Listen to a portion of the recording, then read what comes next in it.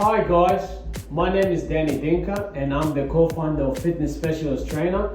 Today in this video, I'm showing you how to do a deadlift with dumbbells correctly. Alright, now what we need first is your feet goes partial with your shoulders width, so you don't go that too wide. So you go with the shoulder width, bend down, grab the dumbbells, starting position, engage your glutes, engage your core. And the breathing is the most important thing as well. So what do? You breathe on the way down,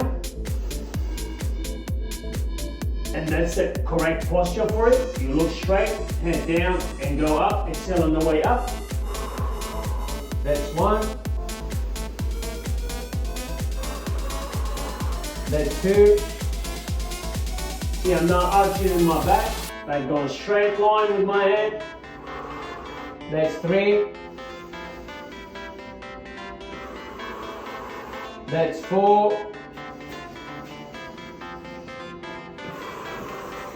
That's five. That's six. That's seven. That's eight. That's nine. That's 10. Alright, now this exercise is safe for your back because most common of deadlift with the bar, people go heavy and they get injured their back.